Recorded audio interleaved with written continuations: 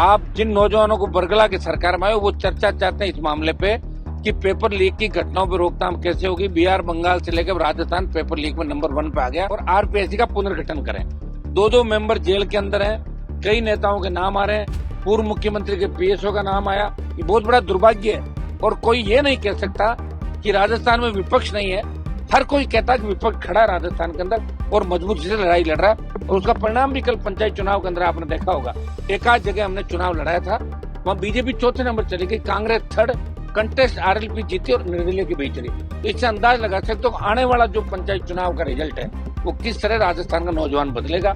सचिन पायलट कह रहा मैं गांधी परिवार के खास हूँ, गहलोत कह रहा जब तक सोनिया बैठी है मेरा कोई वहां से हिला नहीं सकता, तीसरा कोई और कहता है। तो इनको कोई मतलब नहीं।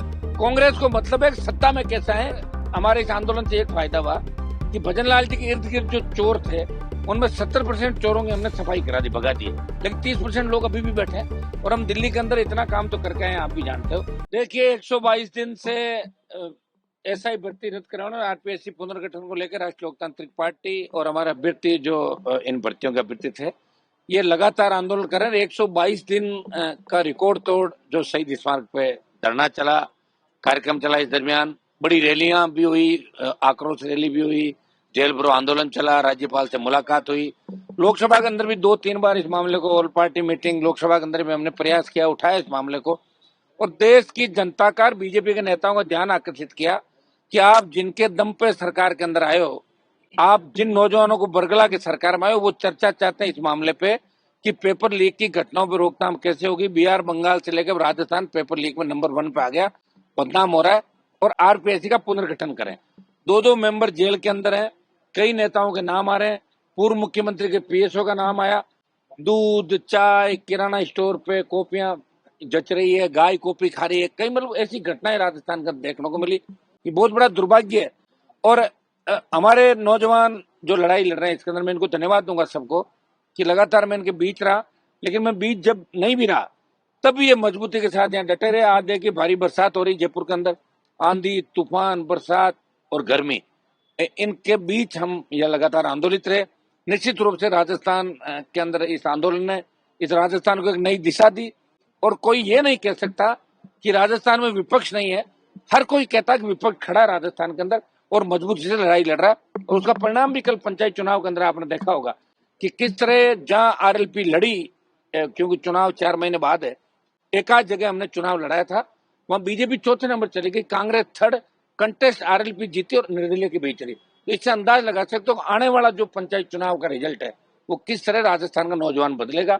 निश्चित रूप से आज एक खबर और पड़ी, पिछले दिनों से लगातार हम देख रहे हैं कि पूर्ववर्ती सरकार के अंदर जो फर्जी सर्टिफिकेट लेके, दिव्यांगजनों के सर्टिफिकेट लेके, विकलांग के सर्टिफिकेट लेके, गूंगे बेरों के सर्टिफिकेट लेके जिस तरह लोग नौकरियां लगे, बाढ़ सी आ गई। अब तो सही कौन गलत कौन है इसमें भी लोग सोचने लगे। तो हम ये भी मांग करेंगे सरकार से उन तमाम लोगों की जांच करें जो दिव्यांगों का कोटा खा गए और नए सिरे से उनको बाहर निकाल के नए सिरे से उनकी भर्तियां निकाले। उनके कोटे पे अतिक्रमण कतई बर्दाश्त नहीं। देखिए कांग्रेस जिस तरह बीजेपी के आगे नतमस्तक हो गई, मिली हुई है कांग्रेस पार्टी, वो वोट चोरी के अलावा कोई नारा नहीं उनका। उस नारे में तो हम भी उनके साथ है इंडिया अलायंस के अंदर, लेकिन राजस्थान में उस नारे का क्या मतलब है। कांग्रेस ही थी पिछली बार, तब कई तरह का आरोप वोट चोरी के यहाँ भी लगे थे राजस्थान में उन लोगों पे। तो राजस्थान की जो घटना है उसमें कांग्रेस को आपने देखा होगा, तो झालावाड़ के अंदर स्कूल के अंदर जिस तरह हमारे बच्चे शहीद हो गए एक तरीके से, इस सिस्टम की जो सिस्टम है उसकी सिस्टम की बदमाशी, सिस्टम की जो निष्क्रियता है, इसकी वजह से बलि चढ़ गए बच्चे 7 हमारे और 30 बच्चे इंजर्ड हुए। और उसके बाद भी जैसलमेर में घटना हुई, 1-2-3 दिन पहले एक घटना और हुई जहां फिर इस तरह की घटना हुई बच्चों की, उसमें भी कांग्रेस पार्टी नहीं बोल रही।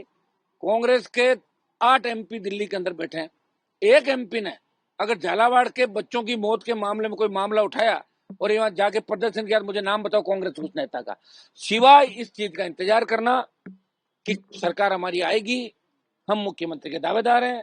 सचिन पायलट कह रहा मैं गांधी परिवार के खास हूँ, गहलोत कह रहा जब तक सोनिया बैठी है मेरा कोई वहां से हिला नहीं सकता, तीसरा कोई और कहता है, चौथा, इनको कोई मतलब नहीं। कांग्रेस को मतलब है सत्ता में कैसा है और बीजेपी के अंदर हमारे इस आंदोलन से एक फायदा हुआ कि भजन लाल जी के इर्द गिर्द जो चोर थे उनमें 70% चोरों की हमने सफाई करा दी, भगा दिए, लेकिन 30% लोग अभी भी बैठे हैं। और हम दिल्ली के अंदर इतना काम तो करके आए हैं, आप भी जानते हो कि निश्चित रूप से राजस्थान को राहत कैसे मिले, इन बदमाशों से कैसे राहत मिले, कम से कम सीएम के इर्द गिर्द के लोग बदमाशी नहीं करे। हमारा प्रयास पूरा रहेगा। देखिए लगातार लगे हुए हैं, और भी मुद्दे जहां भी हो रहे हैं, मैं तो जा रहा हूँ बाड़मेर से लेकर तमाम जगह, पार्लियामेंट में भी जा रहा हूँ, वहां भी नारे लगा रहा हूँ इंडिया लाइन छोड़ों के साथ। यहाँ इनके दोनों पार्टियों के जो कर्म है राजस्थान के अंदर, इनके खिलाफ भी लड़ता हूँ। सड़क पर आप मुझे देख रहे हो, प्रयास में कोई कमी नहीं, क्योंकि ऐसा ही भट्टी का जो आंदोलन है, दिल्ली कूच का हमने कमिटमेंट किया था।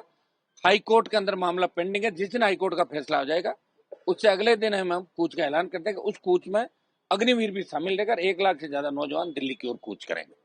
जिस तरह से देखा जा रहा है कि कांग्रेस विपक्ष के तौर पर वेट एंड वॉच की स्थिति में है, सोच रहे कि 2 साल गुजर गए, 2 साल और गुजर जाए, चौथे साल में आएंगे और फिर वो कांग्रेस ये सोच रही है कि पंचायत चुनाव में हम जीत जाएंगे और फिर माहौल बना लेंगे, फिर कोई गमछा घुमा लेगा, कोई तीसरा काम कर लेगा, लोग भूल जाएंगे और वोट डाल। उनकी गलती नहीं है, लोगों की आदत है। इन लोगों की आदत का फायदा, लोगों को अपनी आदत बदलनी होगी। लोगों को ये सोचना है कि हमें कांग्रेस का इलाज भी करना है, और बीजेपी जिन मुद्दों को लेकर सत्ता में आई, कांग्रेस के पापों में जिस तरह भाजपा पर्दा डाल रही है, हमें भाजपा का इलाज करना, कांग्रेस का करना है।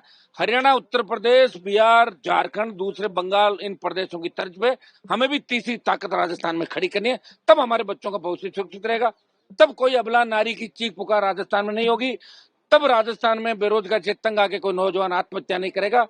ऐसा राजस्थान चाहिए जहाँ किसान को कर्जे के बोझ की तरह आत्महत्या नहीं करनी पड़े, जहाँ कोई व्यक्ति थाने तहसील कचहरी में जाए उसका मान और सम्मान हो, मजबूत लोकायुक्त हो, भ्रष्टाचार अगर मुख्यमंत्री करे, मंत्री करे, उनके खिलाफ भी जांच होकर सलाखों के पीछे जाए। ऐसा राजस्थान नौजवान ला सकता है। और नौजवानों से बार बार यही कह रहा हूं, मुझे लड़ते लड़ते 20-25 साल हो गए, अब तो नौजवान समझेगा। 28 में निश्चित रूप से नौजवान समझेगा। पंचायत चुनाव में तो दोनों पार्टियों की लड़क निकाल देगा नौजवान, लेकिन पंचायत चुनाव में लड़क निकालने के बाद मेन हमारा 28 का रहेगा। तो 28 के अंदर दोनों पार्टियों को घर बिठा के नई ताकत खड़ी करनी। शीघ्र ही कांग्रेस बीजेपी के खिलाफ जितने भी दल हैं उनके साथ हम नई बैठकें करके आगामी दिनों में हमारी रैलियां भी आपको नजर आएगी, चाहे भारतीय आदिवासी पार्टी है चाहे दूसरी पार्टियां, हम मिलके इन नौजवानों को एक नई दिशा देने का काम करेंगे। चुनाव का तो मुद्दा ही आरएलपी का था पिछली बार। तब यहाँ कमिश्नरेट में राजेंद्र यादव आए थे मंत्री, अशोक गहलोत ने भेजा और राजेंद्र यादव ने कमिटमेंट किया कि हम घोषणा कर रहे हैं। उन्होंने घोषणा नहीं की, कांग्रेस ने चुनाव बंद कराए, उससे पहले वसुंधरा जी ने बंद कराए। पिछली बार बीजेपी कहाँ थी, पिछली बार कांग्रेस पार्टी कहाँ थी, एनएसयूआई पहले कहाँ थी, एबीपी पहले कहाँ थी।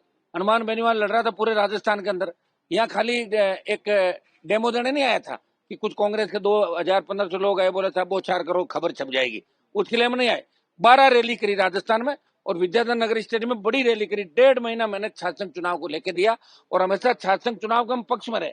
अब ये लोग सिर्फ पॉलिटिकल बेनिफिट के लिए अपने संगठनों से कुछ बयान दिला के, और मुझे तो इस बात पे मैं अचंभित होता हूँ कि सचिन पायलट, अशोक गहलोत जैसे लोग छात्र संघ चुनाव की बात करा रहे। जब आपने बंद किए उस समय क्यों किए बंद? आप चालू करा देते, आप अपने 4 आदमी धरने में भेज के वैसे करा देते।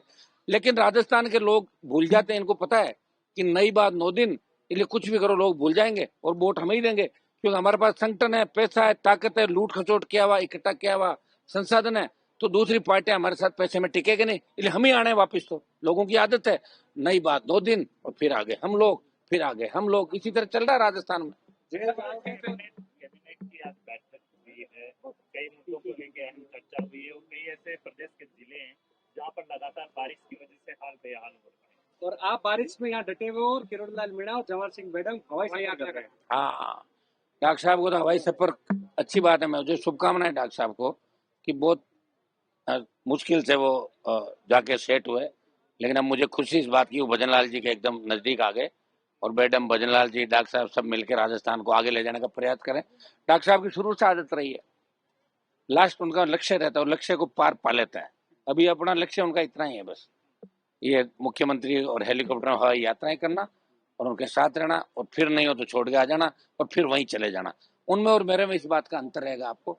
हम लड़ते नहीं, और लड़ते तो पीछे नहीं हटते, चाहे जान चली जाए, जो कह दिया वो करते हैं। और इसीलिए देश के अंदर राजस्थान को एक नई पहचान दिलाने का प्रयास हम लोग करें, चाहे अग्निवीर हो, किसान आंदोलन हो, पहलवान बेटियां हो, चाहे दूसरे मामले हो, हनुमान बेनीवाल और राष्ट्रीय लोकतांत्रिक पार्टी पूरे देश के अंदर मजबूती से लड़ाई लड़ रहे हैं। आपका एक बयान चर्चा में है कि जेल जाओगे तो नेता बनोगे। हाँ, ये सही है। कई लोग जेल से डर जाते हैं ना, जैसा पुलिस पकड़ लेगी, ये होगा। तो हमको जेल जाए, जेल जाने से नेता बनोगे। हम सब जेल गए और लोकतंत्र के अंदर अगर लोकतांत्रिक मूल्यों की रक्षा के लिए आप जेल जाओ और सरकार के खिलाफ बोलो ही नहीं, डर के बैठे रहो, तो कौन मानेगा? ऐसे भगत सिंह जी और ये सोच लेते हैं कि हम लड़ेंगे तो फांसी पे चढ़ जाएंगे, तो फिर देश आजाद कैसे होता? तो हमें जेल भी जाना होगा, लेकिन जेल गलत कर्म करके मत जाओ, जेल संघर्ष करते जाओ, अच्छे काम के लिए जाओ। हमें तो सजा भी हुई थी, फिर भी हम डटे रहे, हाई कोर्ट ने बरी किया हमारे को, और उसके बाद हम आपके बीच में वापस। सर, इस वो जो संविधान संशोधन जो कानून है 130वां लोकसभा में पास हुआ, मुख्यमंत्री प्रधानमंत्री, देखिए अच्छी बात है, सही है, सुनिए मेरी बात, ये बिल्कुल सही है, लेकिन एक जो पहले से सुप्रीम कोर्ट और देश के संविधान के अंदर एक जो अमेंडमेंट किया था कि 2 साल की जिसको सजा हो जाए वो चुनाव नहीं लड़ सकता, वो गलत है। उसमें अमेंडमेंट की आवश्यकता है। उस दिन बहस नहीं हुई लोकसभा के अंदर, क्योंकि हम सब विपक्ष वाले हल्ले कर रहे थे और शोरगुल के अंदर विधेयक पारित हुआ। आपको पहले अगर कोई व्यक्ति लड़ाई लड़ रहा है लोकतंत्र में, रास्ता रोक रहा है, किसी को न्याय दिलाने लड़ रहा है, और उस पर आप 3 PPD और 32-53 का मुकदमा दर्ज करा दो, 3 साल की सजा करा दोगे और सजा होगी तो चुनाव नहीं लड़ पाएगा, ये तो अन्याय है। सजा उन मामलों में होनी चाहिए कि कोई भ्रष्टाचारी हो, किसी का चरित्र हनन हो, ऐसे मामले, फ्रॉड हो, उसमें अगर सजा हो, वो चुनाव नहीं लड़ पाए ठीक है, लेकिन आंदोलन करते हुए किसी को सजा हो जाए और वो चुनाव नहीं लड़ पाए, ये हमारे संविधान के अंदर जो अधिकार हमें दिए हैं उसका हनन है।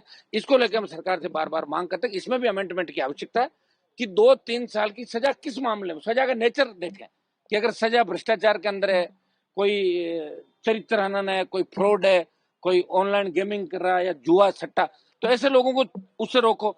लेकिन जो आंदोलनकारी है, संघर्ष कर रहे हैं, अगर उनको 2 साल की सजा हो गई, अगले कोर्ट में बरी हो जाएंगे, तो उनको चुनाव से रोकना ठीक नहीं है। ये हमारी देश की सरकार से मांग रहेगी और इसके अमेंडमेंट के लिए हम प्रयासरत हैं। सर, एक कर्नाटक के कांग्रेस के मिनिस्टर है, उसके घर पे ईडी ने छापा मारा है, तो 1200 करोड़ रुपए, 1 किलो चांदी, तो सब लूट रहे हैं, कांग्रेस जज के लूट रही है, बीजेपी ने जम के लूटा, मौका लग रहा है वो चौका मार रहा है, कौन नहीं मार रहा बताओ मुझे? अब भजनलाल जी की सरकार में कितने लोग मौज कर रहे हैं, मौका नहीं लग रहा अलग बात। अब तो जमीनों के बारे में पूछने लगे कि बताओ कोई जमीन खाली और 10% तुम्हारा भी रख लेंगे, जल्दी बताओ कब्जा करो, पता नहीं कब हट जाए, इसका भी पता नहीं चलता। तो ये तो इनाम देव प्रतीक तो होते ना भाई, 1000 दो और ये पाओ, वो बीमारी बताओ और उसमें इतना पैसा पाओ, ऐसा एक पहले चले थे कई सरकारों के अंदर, जब ये चेचक थी कि चेचक बताओ इतने पैसे पाओ, टीबी बताओ ये पाओ, वो बताओ ये पाओ, तो अब जमीन बताओ 10% पाओ और ले लो जमीन, हाथों हाथ कब्जा करवा देंगे।